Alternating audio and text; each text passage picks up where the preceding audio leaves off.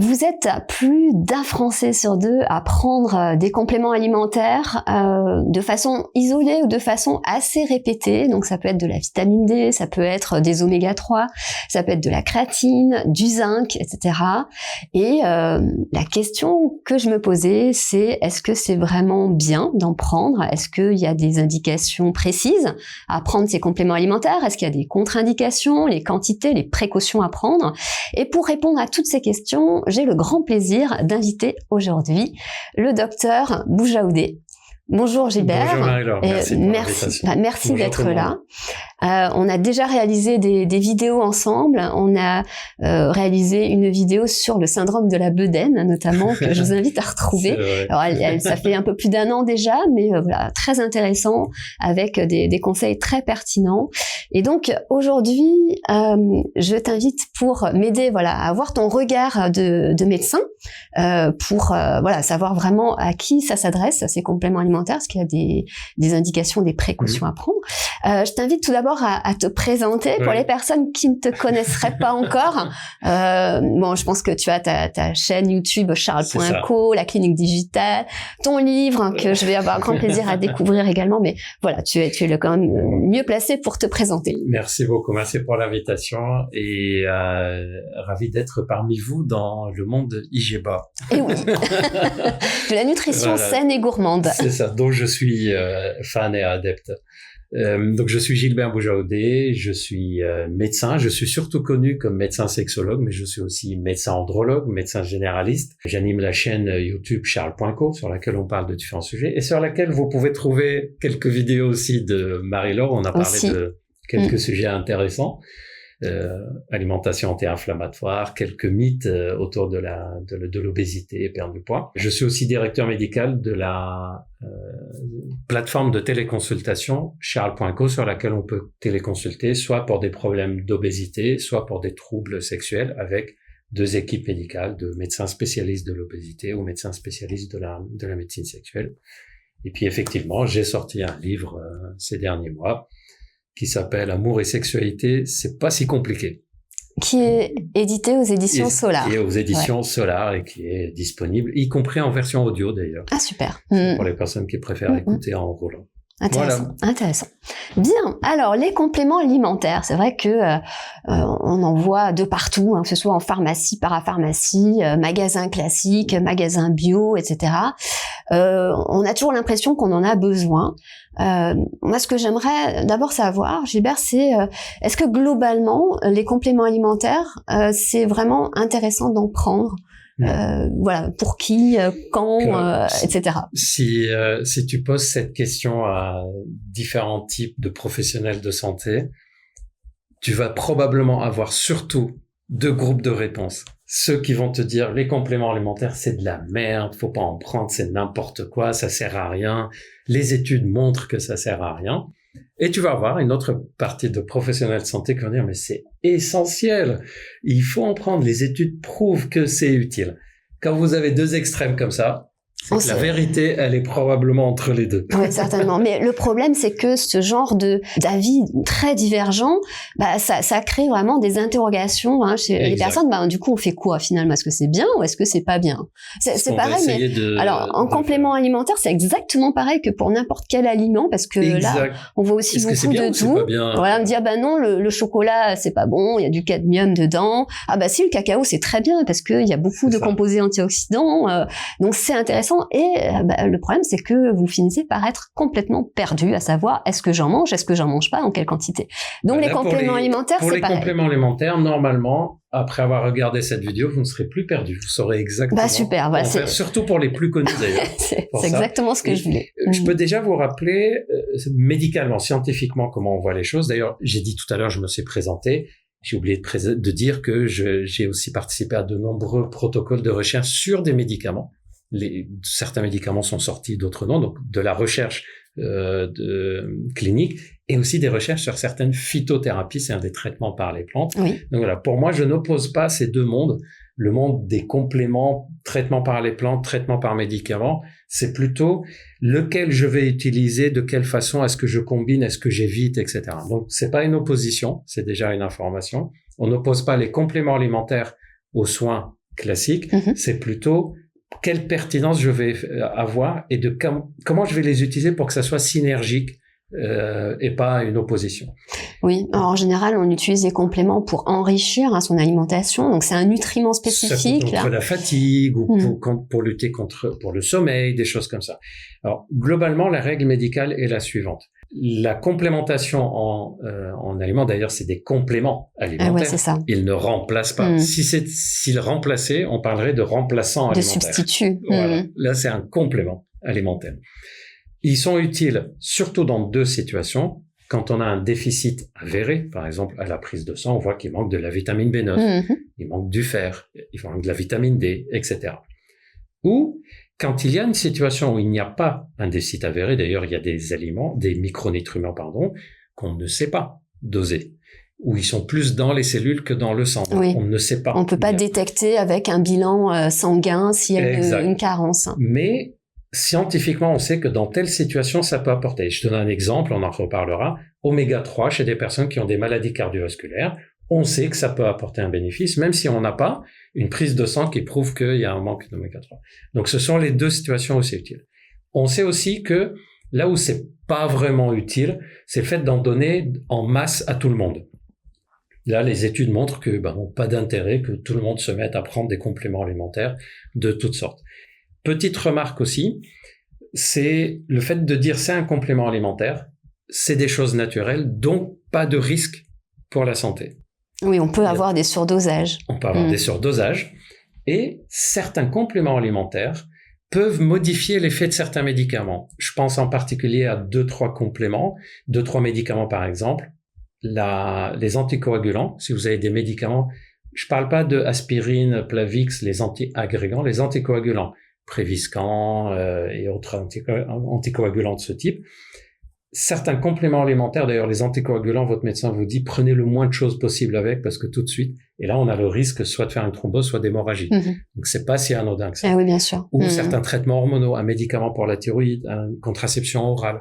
Ben, il y a quelques compléments alimentaires qui peuvent interférer avec. Oui, donc ce qu'il faut, c'est que quand on fait le choix de prendre un complément alimentaire, quand on a un traitement médical qui est déjà en place, la première chose, c'est déjà de demander l'avis du médecin. Est-ce qu'avec ce médicament, je peux en prendre? Voilà, donc ne prenez pas de complément alimentaire de votre propre chef si vous avez un traitement médical pour la tension, problèmes cardiovasculaires, etc. Ça, c'est vraiment important. Et pour le reste, on va dire dans quel cas, là, on va en parler, dans quel cas ça peut être utile, pas utile, l'intérêt que ça peut avoir, tel ou tel complément. Ok. Alors, juste pour préciser, on l'a dit, un complément alimentaire, ça remplace pas. Donc, les compléments en vitamine D, en vitamine C, en zinc, etc., ça vient compléter l'apport alimentaire. Donc, en première intention, il faut toujours bien vérifier que votre alimentation, elle est suffisamment variée, équilibrée, pour tenter de couvrir déjà un maximum. Voilà. Après, le complément, c'est un coup de pouce, effectivement, quand il y a une carence en fer, avéré, pour remonter le stock de fer. Ou certaines situations dont je vais en parler, même sans carence. Oui, c'est vrai. C'est là où ça perturbe un peu. Mais voilà. Mais en tout cas, gardez à l'esprit que vous ne pourrez pas optimiser un complément alimentaire en ayant une alimentation qui est pas déjà à la base équilibrée. Voilà, si vous avez une alimentation pas suffisante en vitamines et qu'après vous allez prendre de la vitamine C, c'est pas ça qui va vraiment vous aider. Ok, alors Gilbert, on va commencer, si tu veux bien, par la vitamine D. La vitamine D, c'est vraiment une vitamine... c'est la star des compléments. Oui, puis la carence, elle est très fréquente dans toute la population générale, les adultes, les personnes âgées, les enfants. On supplémente souvent les enfants, mais finalement, dans la population adulte, il n'y a pas beaucoup de supplémentation. Quel est ton avis sur le sujet? D'ailleurs, même, il y a des populations... clairement, la vitamine D, quand il y a une carence, il y a un énorme intérêt à la compenser parce qu'on va immédiatement... Alors, quand on dit vitamine D, on pense tout de suite aux os. Eh oui. Sauf qu'on oublie que la vitamine D intervient dans une douzaine de métabolismes dans notre organisme, y compris l'immunité. D'ailleurs, on parle de plus en plus d'hormones et pas de vitamines, tant ces fonctions sont variées. Voilà. Donc, c'est une hormone très importante. Et effectivement, comme tu as dit, malheureusement... on a beaucoup de situations où on peut être en carence. Les enfants peuvent l'être. Les personnes qui ne sortent pas beaucoup de chez eux. Oui, c'est pour ça les personnes âgées souvent sont à risque. On pense aux personnes âgées, les personnes en prison, les personnes en institution, les personnes avec handicap qui bougent peu vers l'extérieur. Oui, parce que la vitamine D, c'est une vitamine aussi qu'on va synthétiser par l'exposition au soleil.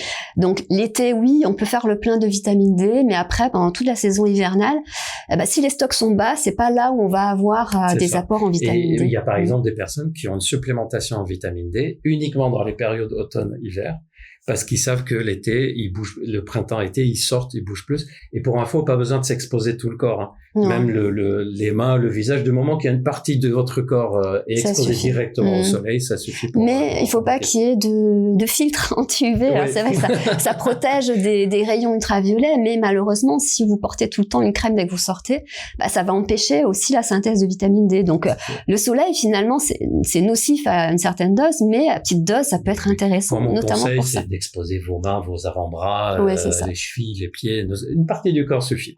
Donc, les situations, les enfants, les nouveau-nés, les personnes âgées. Alors, les personnes âgées, pour deux raisons, c'est que souvent bougent moins, donc elles sont moins exposées à la lumière, donc fabriquent moins de vitamine D, et aussi plus de fragilité osseuse. Les personnes en prison, les personnes handicapées, etc. Tout ça, on va y penser. Il y a d'autres situations, on ne pense pas. Quelqu'un qui travaille en intérieur, il n'a pas l'impression d'être isolé à la maison. Mais cette personne sort de chez elle, souvent il fait nuit en plus l'hiver, rentre chez elle, il fait nuit, et dans la journée, elle était dans un bureau.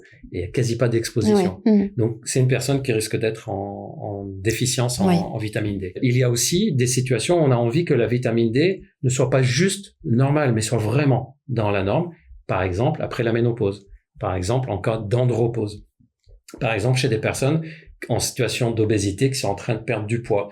Là, on va dire, OK, elle est peut-être correcte, mais ça serait bien d'avoir un peu plus parce qu'on sait que ça peut à tout moment diminuer et qu'on va fragiliser les os.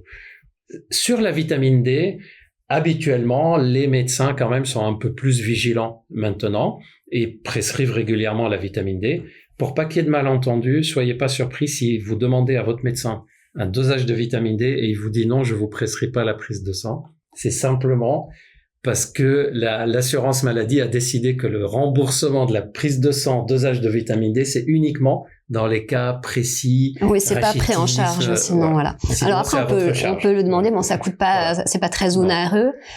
Mais mon conseil pour vous, si vous avez l'impression d'être en situation où c'est probablement en déficience, c'est pour ça que le médecin en général, il vous dit ça, il vaut mieux supplémenter en vitamine D que de perdre du temps à faire le dosage. Mais on peut faire les deux en même temps. En tout cas, soyez pas surpris que le discours en consultation auprès d'un médecin soit un peu différent de ce qu'on dit. Oui. Alors après, il y a différentes formes. C'est-à-dire, il y a des personnes qui peuvent prendre des ampoules très dosées de vitamine D. Une fois tous les 3 mois. Voilà, ou tous les 6 mois. 6 mois. Et d'autres personnes qui en prennent toutes les semaines, voire même tous les jours. Tous les jours. Quelle est la meilleure formule finalement? Alors, je fais la différence entre la meilleure formule d'un point de vue purement pharmacologique et la meilleure formule pour cette personne. La meilleure formule de laboratoire, on va dire, purement pharmacologique, c'est plutôt en prise quotidienne, en particulier les gouttes qui existent, et idéalement associées à de la vitamine K, parce qu'on sait que ça joue un rôle dans l'absorption et dans le métabolisme. Mais je préfère quelqu'un qui prend une ampoule tous les 3 mois et il n'oublie pas entre deux que quelqu'un qui doit supplémenter en vitamine D, qui 3 fois sur 4 dans la semaine oublie de prendre la vitamine le matin, on n'y pense pas, le lendemain il compense et que ça fait le... Donc, la forme, effectivement, en gouttes quotidiennes, elle est un peu privilégiée, mais ça peut être confortable. Quelqu'un qui a un léger déficit en vitamine D ou c'est en prévention, qui prend une ampoule tous les 3 mois, il n'y a pas de problème non plus. Alors, juste pour compléter un petit peu cette information, si vous posez la question où trouver de la vitamine D dans les aliments, on en trouve. Alors la vitamine D, c'est une vitamine qu'on appelle liposoluble, donc qui est liée aux graisses. Donc c'est présent dans certains aliments gras, notamment les poissons gras, donc le saumon, le maquereau, les sardines, les harengs, etc. Dans le jaune d'œuf aussi, dans les produits laitiers gras. Donc n'allez pas prendre des yaourts à 0% parce que là il y a plus de gras, donc il y a plus de vitamine D. Voilà, essentiellement, donc la vitamine D, ce sont les produits animaux qui apportent des graisses. Normalement, avec cette alimentation et une exposition normale au soleil, normalement, on ne devrait pas avoir de déficience. Oui, mais finalement, c'est plus notre mode de vie qui fait qu'on est carencé parce qu'on n'a pas suffisamment d'exposition solaire. Donc, c'est quand même important si vraiment on est à risque de carence, ou bien alors, pourquoi pas demander quand même un bilan sanguin. Bon, on le paye, mais en fin d'été pour... Là, je vais donner les petits exemples où là, je vais être beaucoup plus vigilant sur vitamine D. C'est les personnes en périménopause qui commencent à avoir la ménopause, des hommes qui ont des petits symptômes qui évoquent un peu l'andropause, parce que là, on sait que dans ces deux cas-là, il y a un risque d'ostéoporose, de fragilité osseuse qui est plus que la moyenne, ou des personnes qui ont des maladies digestives où on sait que leurs intestins n'absorbent pas suffisamment, et donc il va falloir rajouter des compléments. Donc, il y a des situations où on peut être plus vigilant que d'autres. Oui, alors c'est vrai que l'ostéoporose, on pense souvent aux protéines, au calcium, mais on oublie que la vitamine D, c'est aussi important pour limiter les risques d'ostéoporose. Ok, alors passons à un autre nutriment, donc une autre vitamine. La vitamine C. Souvent, je vois des personnes en période hivernale pour vitamine C, voilà, donc à dose de 500 mg, 1000 mg, en sachant que les besoins, c'est à peu près 100 mg par jour. Donc, est-ce que ça peut vraiment booster le système immunitaire, se mettre à l'abri des petits rhumes, des virus, etc. Est-ce qu'il y a des indications vraiment où ça peut être utile? Il y a une indication dans laquelle j'utilise et je conseille de prendre la vitamine C, et c'est pas du tout pour les rhumes ni pour le système immunitaire. D'ailleurs, la plupart des études n'ont pas montré d'effets bénéfiques sur ça. Il y a quelques études qui ont montré que ça réduit très légèrement la durée du rhume. Oui, c'est ça, mais vraiment c'est minime. 7 jours, 6 jours et quart. Oui, c'est ça. C'est même pas perceptible finalement. Non, donc c'est léger, c'est pas prouvé. Par contre, il y a une indication, en tout cas une situation où là je vais demander à la personne d'augmenter la quantité de vitamine C. Et d'ailleurs, dans ces cas-là, je demande pas forcément un complément, mais d'augmenter la quantité de vitamine C dans les apports nutritionnels. Manger un peu plus de fruits contenant de la vitamine C, des légumes, etc. La situation est la suivante, les personnes qui ont des cystites répétées. D'accord. En particulier, deux situations, les personnes âgées, les femmes âgées qui ont des cystites répétées et les femmes qui ont des cystites post-coïtales, des cystites après les rapports sexuels. Pour une raison simple, c'est que plus on acidifie les urines, et donc dans ce cas-là, on va utiliser plutôt ce qui va avec la vitamine C, qui a un côté acidifiant sur les urines. D'ailleurs, vous regardez la vitamine C, c'est rarement autre chose qu'un peu acide. Oui. En acidifiant les urines, les microbes, en particulier la microbe qui s'appelle Escherichia coli, qui est la reine des infections urinaires des cystites, plus l'urine est acidifiée, plus cette bactérie va venir se coller aux parois de la vessie, et donc ça n'empêche pas l'infection, mais ça évite que cette infection prenne. D'accord. Et donc, en prévention, chez les personnes âgées, par exemple, le fait que les urines soient plus acidifiées, chez les femmes âgées, elles font faire moins de cystites. Les femmes qui font des cystites post-coïtales, après les rapports sexuels, le fait de prendre quelque chose d'acidulé, des oranges, des citrons, kiwis, voilà, plein de vitamine C en plus, on a montré que ça réduit le risque d'infection urinaire. D'ailleurs, quel est le fruit qui est le plus utilisé contre les cystites après les rapports sexuels? C'est la cranberry. C'est la canneberge. Oui. Voilà. Le jus de canneberge est souvent consommé pour les personnes qui sont sujets aux cystites. C'est ça. Ouais. Et en fait, vous pouvez avoir à peu près le même effet, un peu moins, mais quand même, en augmentant ou en prenant 1 ou 2 comprimés de vitamine C, les 500 grammes vendus en février. Ça va aider. Voilà, après avoir eu un rapport, ou quand je fais beaucoup de cystites, je vais en prendre, je vais augmenter un peu en ce moment. D'accord, donc maintenant vous savez que en prévention du rhume, ça sera pas vraiment efficace, donc pas la peine d'aller acheter des tubes de vitamine C 500 mg ou 1000 mg. En revanche, pour effectivement ce cas-là... Ça donne un coup de pouce pour éviter les récidives des cystites, c'est un petit coup de pouce supplémentaire. Il n'y a pas de risque de surdosage à ce moment-là, si on en prend de façon répétée? Non, parce qu'en fait, le but n'est pas non plus de prendre 3 grammes par jour, c'est juste augmenter un peu. Le but, c'est juste acidifier les urines. Au fait, quand je dis acidifier les urines, il y a des personnes qui pensent aux bonbons acidulés. Non, ça dissifie pas. On parle des fruits contenant de la vitamine C. Ok. Alors, si vous posez la question, vous trouvez de la vitamine C aussi dans notre alimentation, bah, sachez que le plus simple, le plus pratique, c'est de consommer des kiwis en hiver, des oranges, des clémentines, donc des fruits qui sont riches en vitamine C. Il y a certains légumes aussi qui sont riches en vitamine C, les poivrons, les brocolis, la famille des choux est assez riche en vitamine C. En revanche, je vous conseille, même si vous voulez augmenter votre vitamine C, je vous conseille d'augmenter plutôt l'apport avec ces aliments que d'acheter la vitamine C. On a à peu près le même résultat, vous embêtez pas trop avec ça. Ouais. Après, c'est vrai que c'est une vitamine qui est assez fragile, qui est sensible à la chaleur, qui se dégrade assez vite lors de l'entreposage. Donc, vos fruits et vos légumes, consommez-les quand même assez rapidement. Ne les laissez pas traîner dans le bac à légumes pendant 15 jours. Parce que là, c'est dommage, vous allez avoir beaucoup moins de vitamine C finalement. Ok.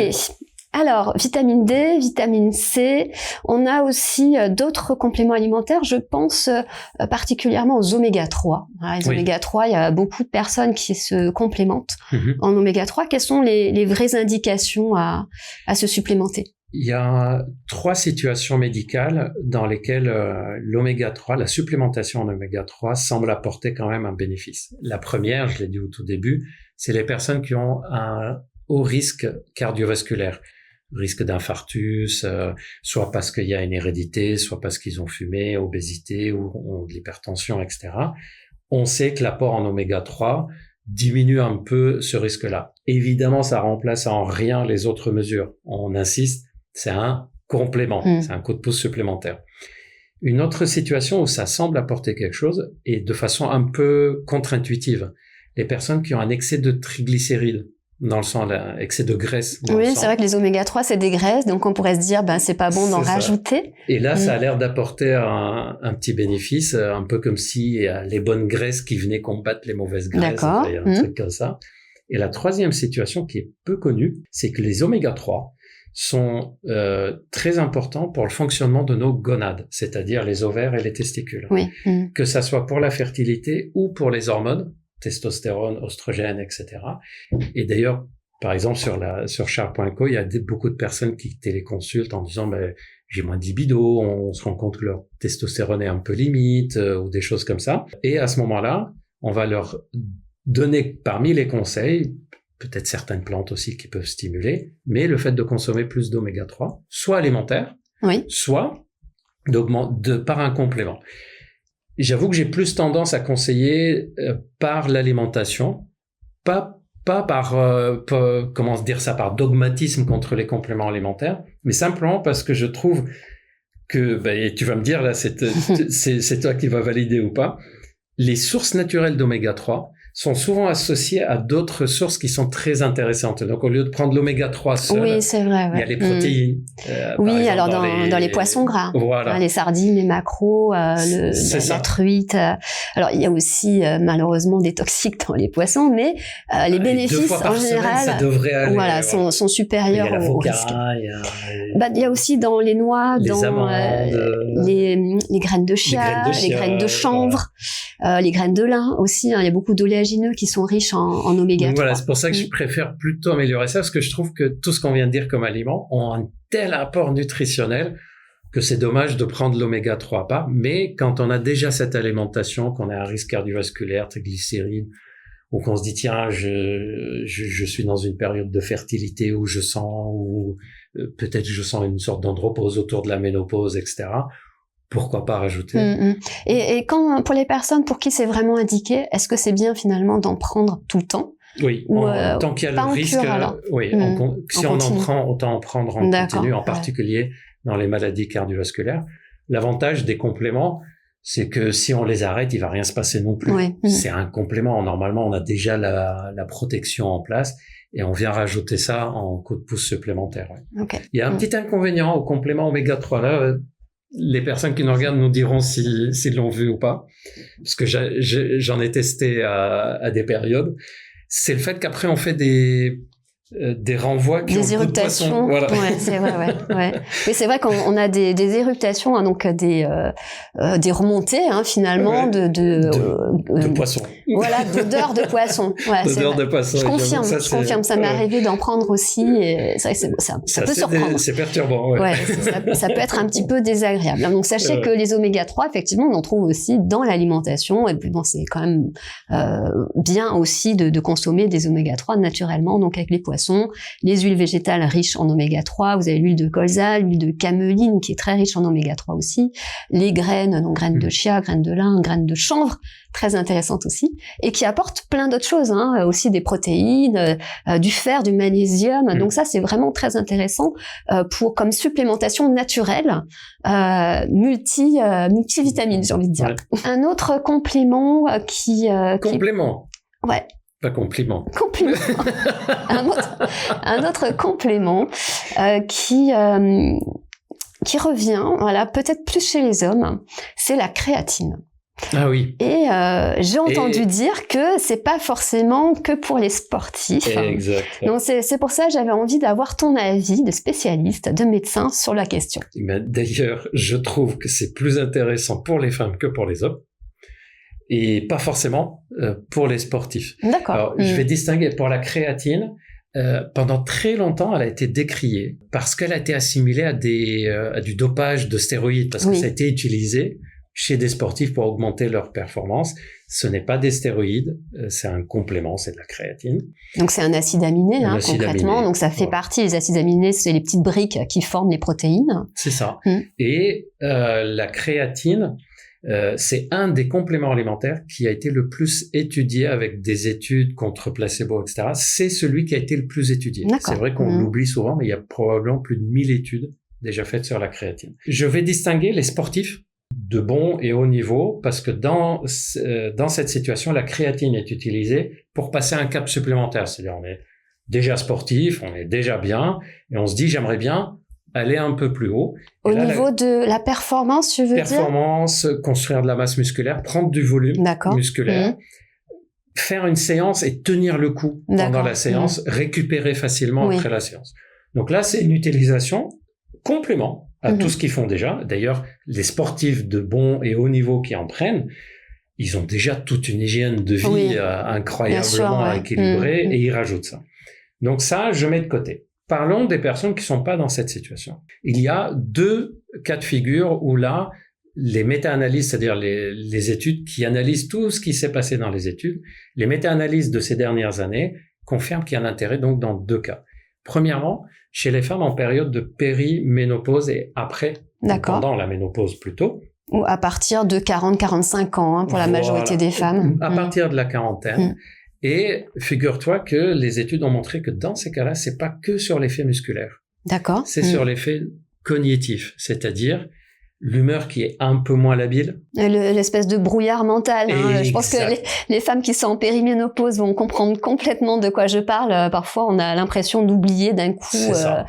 C'est très perturbant. D'ailleurs, l'effet dit de la créatine, c'est clarté mentale. Ah, d'accord. Ouais. Donc, tu vois, c'est probablement en opposition au brouillard mental. Et cet effet-là, on le retrouve surtout chez les femmes. C'est pour ça que quand on pense créatine, on voit un mec bodybuildé en débardeur à la plage. Alors que c'est surtout dans ces situations où ça peut être utile, la mémoire qui peut flancher un peu, l'humeur qui peut faire yo-yo. Un peu fluctuante, Donc, chez ces femmes-là, ça a un intérêt et ça limite les signes de la périménopause. Ça a un intérêt aussi puisque ça va permettre de garder une bonne énergie physique, ce qui va permettre de continuer à faire de l'activité physique et du sport.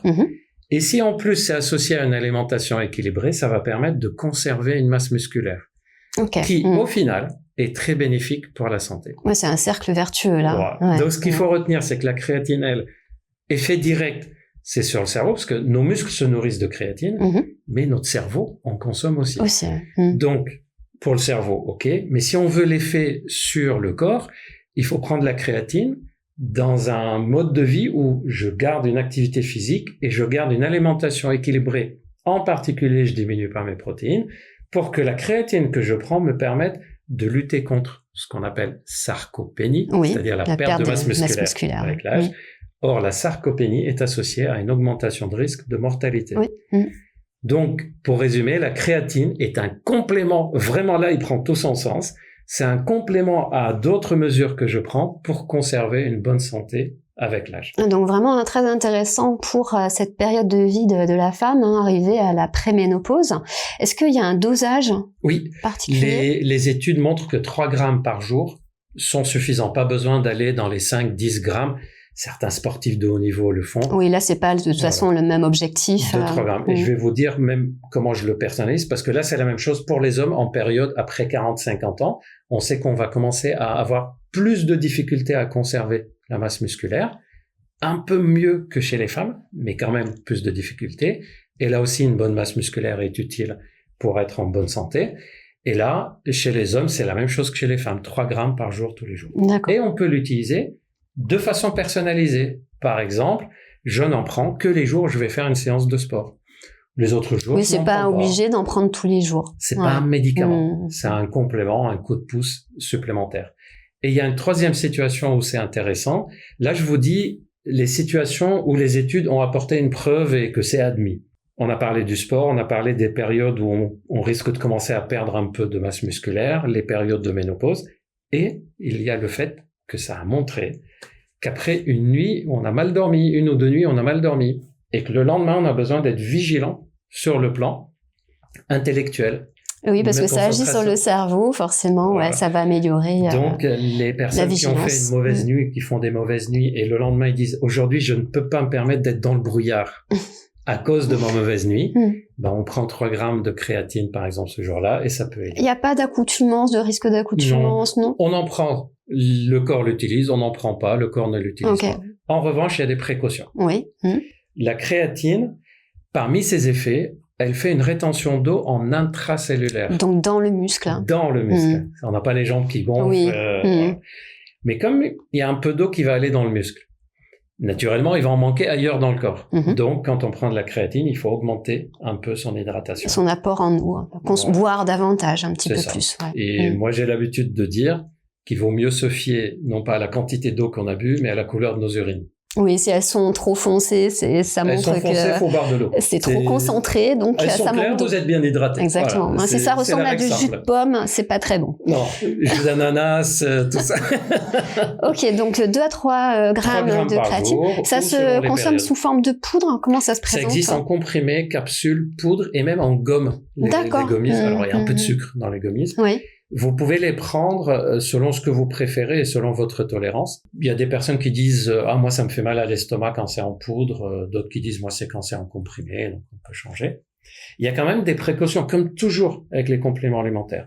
Si on est quelqu'un, ça ne donne pas de problème rénal. Ça a été enfin validé que non, ça ne donne pas un problème rénal.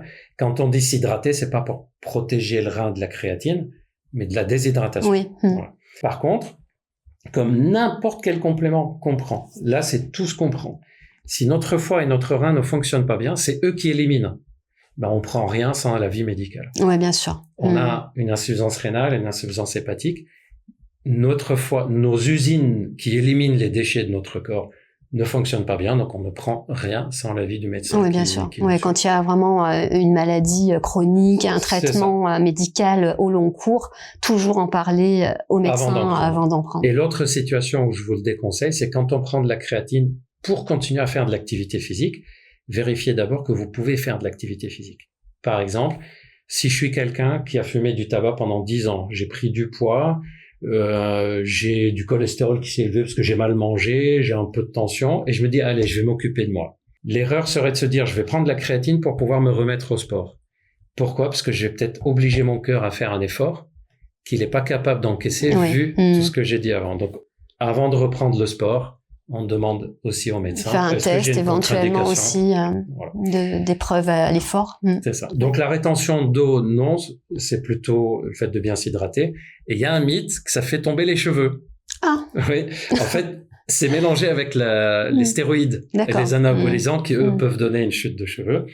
Et ça vient d'une étude, mais une seule, faite sur des rugbyman et qui a montré que oui, ça augmente un tout petit peu. Et depuis, c'est resté. Mais en fait, toutes les études qui sont faites après ont montré que non, il n'y a pas vraiment d'effet sur la chute des cheveux. Mais ce que je vous déconseille, c'est de taper des doses au-dessus de ce qui est recommandé. Oui, il y a dans certains pays, je sais qu'ils vont aller jusqu'à 10, 20 grammes. Ah oui, oui. Ça fait beaucoup, ça, quand même.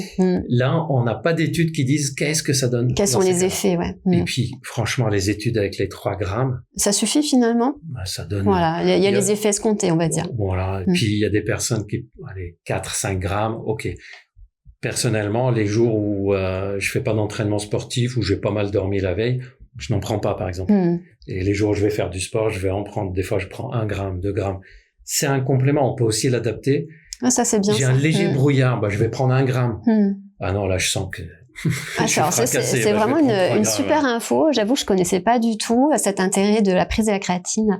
Quand on a vraiment un problème de troubles de concentration, de vigilance, de brouillard mental. On y pense surtout pour les muscles. Ouais, c'est ça. Et on oublie que notre cerveau a besoin de créatine comme carburant aussi, en fait.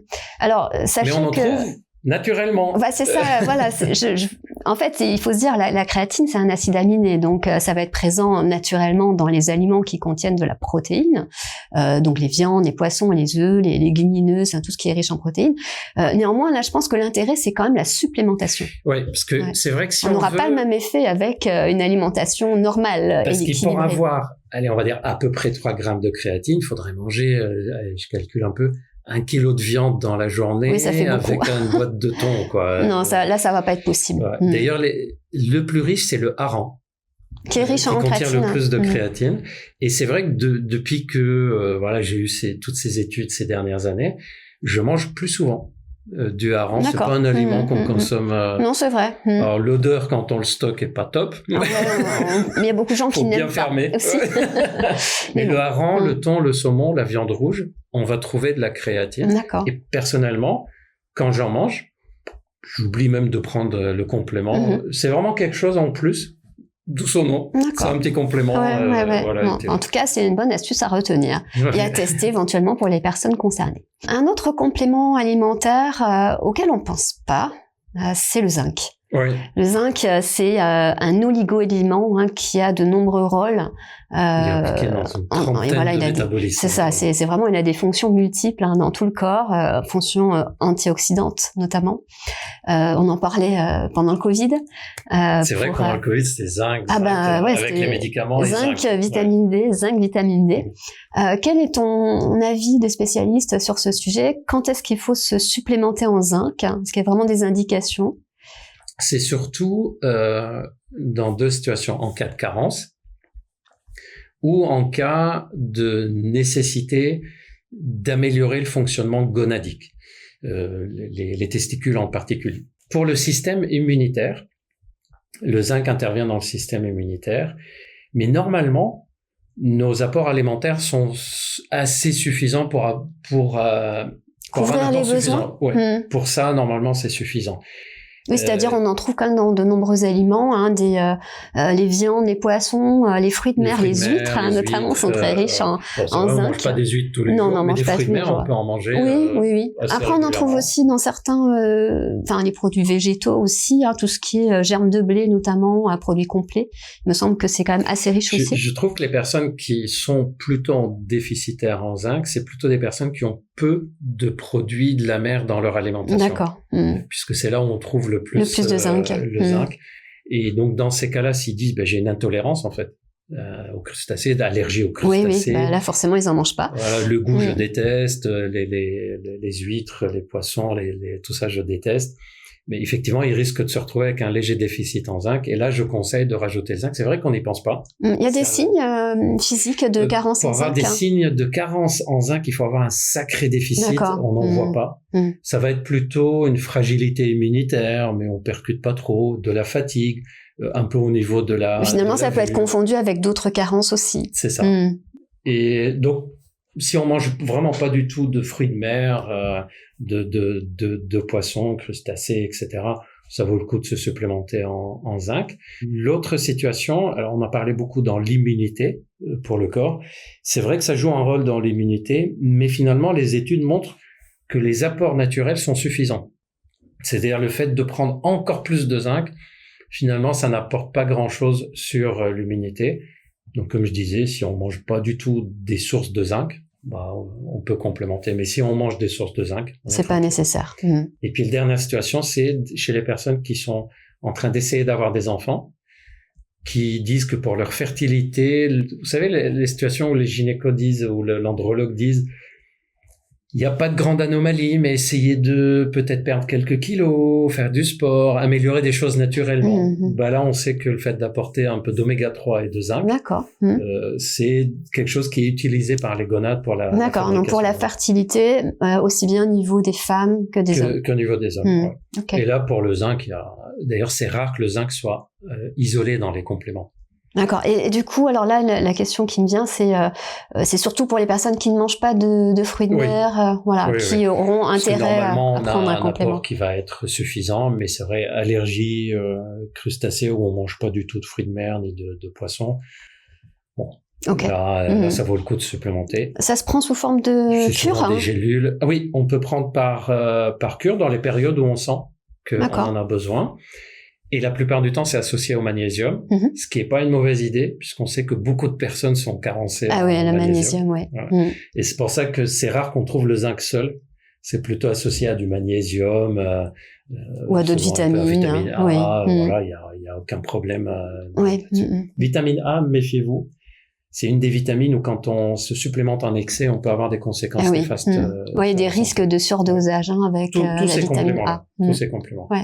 Alors, le dernier complément dont j'aimerais avoir ton avis de spécialiste, c'est sur le collagène. Alors, c'est vrai, très à la mode. C'est très à la mode depuis quelques années. Je vois beaucoup de types de collagène. Beaucoup de marketing. Beaucoup de marketing. Quand est-ce que c'est vraiment intéressant d'en prendre? À partir de quel âge? Quelle forme finalement? Est-ce que c'est collagène marin, collagène bovin? Qu'est-ce qu'il faut regarder quand on prend du collagène?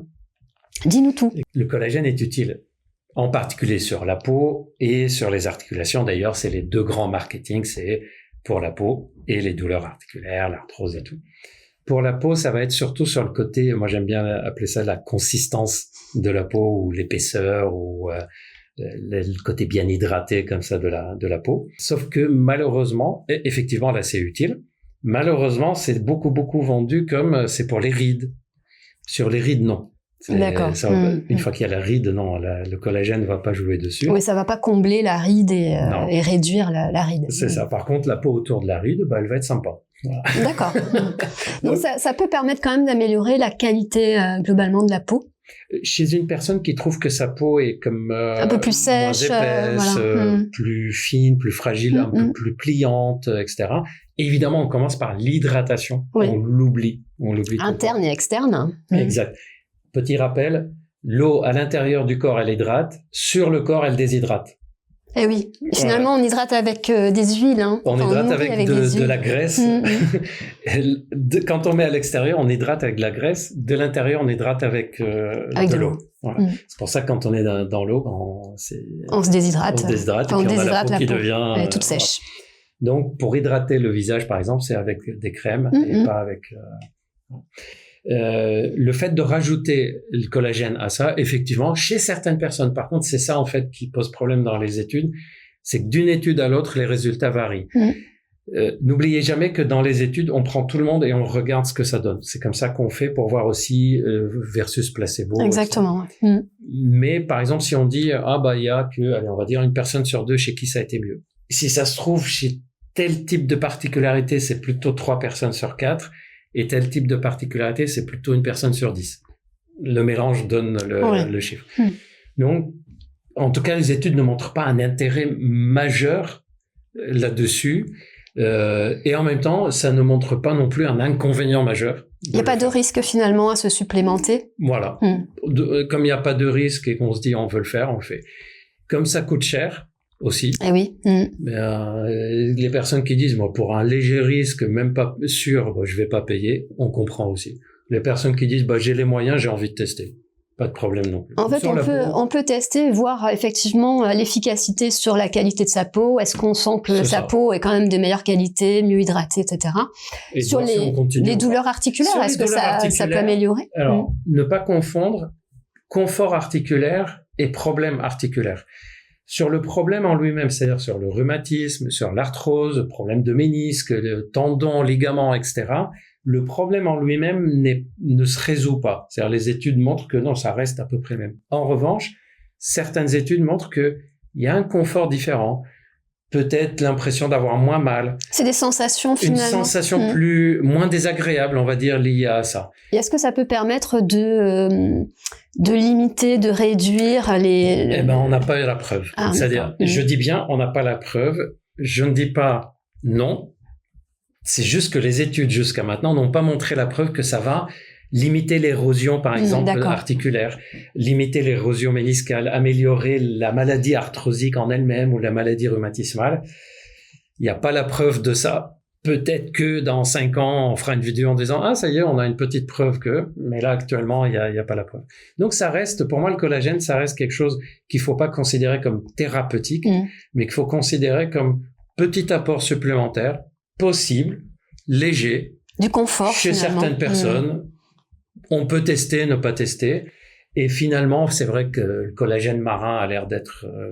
D'ailleurs, c'est marrant parce que la plupart des compléments aussi, c'est le côté magnésium marin. Oui, voilà. Ça dépend des études qui sont faites. Et puis pourtant, ça change d'une période à une autre. Ce que j'ai entendu dire, c'est que le collagène bovin était plus proche du nôtre. C'est vrai. Et donc mieux assimilé. C'est vrai qu'il y a des différences quand même.